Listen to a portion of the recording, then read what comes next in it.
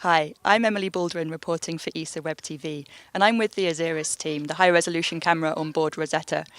And Holger, principal investigator of the camera. How does it feel now that you've submitted all of the images into the archive? Well, it's a true relief sharing all these wonderful images, including our high-resolution ellipses, the lander finding, and then the final descent of Rosetta. Now with all the world, so it's really a treasure chest to humanity, and we are very happy that we can share this now. And with the final release, it covers the last 2 months, roughly, of the mission, so August, September 2016. And there are some very interesting images in this set. So you mentioned already the last images. Talk us through those very final moments and what you saw. Well, the final moments are actually final hours. So the final hours of descent. So with the final mosaic, with the scan of the mud pit, we were so much after, and then the slew over to the rest area of Rosetta, and then of course the descent going down very slowly, so not rapidly. It's not a crash landing. It's just let it sink down there and rest in peace. And we got all the wonderful images with the best resolution ever up to the very last moment, and so it's a wonderful feeling sharing it now with all of these people. Thank you. And Carsten, for you, you were particularly interested in the final kind of orbits around the comet and those images. Talk us through that. Yeah, just before the descent, when we already were a bit more risking the whole mission, the spacecraft, we're going really, really close. So we were on elliptical orbits, and twice a week we were getting really, really close. And every ellipse we were getting closer and closer and closer. And I think the closest, Holger, was like 1.7 kilometers to the surface. Yeah. And this is just, I mean, for the camera, we are all after resolution, and this is the best resolution we could ever get. And these are, for me, these are really my favorite images of the whole mission. 3 centimeters pixel 3 resolution. centimeters per pixel, yeah. On a comet 600 million million kilometers away. We had planned these images. We were standing in front of the screen when we were so much enjoying when these images came down. We were like, oh. Me too. It was great to be there to share them with you. And I know there's another set of favourite images for Cecilia, because in this last release are also the images where we finally found Philae. Well, you found Philae. Talk us through. Yeah, well, it was a while that we were trying to really get this image where we could really see Philae on the surface without any doubt that was really Philae. And we had planned a series of images, and then finally one day these images came. Well, we had some issues with the images because the pointing uncertainty, because the spacecraft was very close, and the footprint on the surface was very small. So we were imaging, and the lander was not there. We were just getting this position of the lander out of the field of view. And then one day, well, some images, it was a Sunday, and these images came down, and it was Sunday evening. I was at home, and I thought, well, okay, let's have a look. And I had kind of lost hope to find really Philae.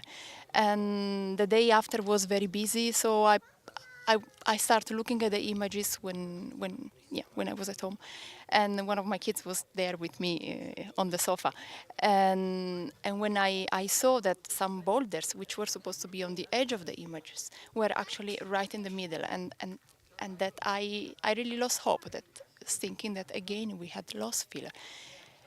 But then there was a shadow area on the side, and I stretched the contrast to see what we were seeing in that area, and I saw a vertical line, which was strange. It was artificial. And then using the other images, well, that was Philae, and this was unbelievable. I mean, I could not imagine that we would have seen it so big, so clear, without any doubt that was Philae. It was really exciting, and actually, even 2 years later, the story that we published on the ESA website is still the most viewed story of all time. I think 1.5 million views. It really captured people's attention to find it just before the end of the mission. But moving on, actually, it's not the end of the mission for the OSIRIS camera. The team are very busy looking into the data and finding new results. What kind of research are you looking into right now, in fact? So right now I'm looking at all these circular features we have on the comet. So it's very striking that you have a lot of roundish features on the comet, and I was trying to look if there is a similar origin of them. So, for example, you have these deep pits that are cylindrical and 200 meters wide. And you have in the Imhotep region, that's like the bottom of the main lobe. And there you have also circular features that are elevated. And I was looking into impacts of rocky bodies or icy bodies you could create these pits, and these pits would then evolve into these circular features in input. And Shan, you recently just had a paper published about the activity of the comet and the relationship with the strange shape of the comet. Tell us, what did you discover? So we use these wonderful high-resolution images from OSIRIS and try to link the jet features in the near-nucleus coma to the surface. And through that exercise, we can actually distinguish those factors that help to produce these jet features that we see in the coma. That's something could not be done with data before Rosetta, basically. It's a merit of the data set.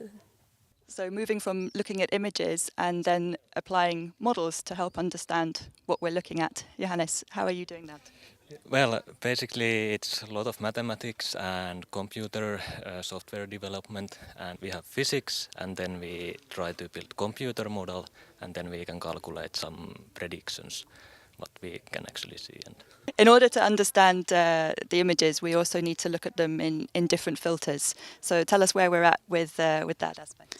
Yeah, we have the OSIRIS images in a different color filter, and this help us to produce RGB image, which then you have these gray images in the color image that it's more sensible to the human eyes. And then eventually with this RGB image, it's also possible to map the surface in 2D and mosaic all the images that we produce from the OSIRIS high-resolution images. Well, there's certainly still a lot going on with the OSIRIS team, and with all the images now in the archive, there's plenty more science to come as well.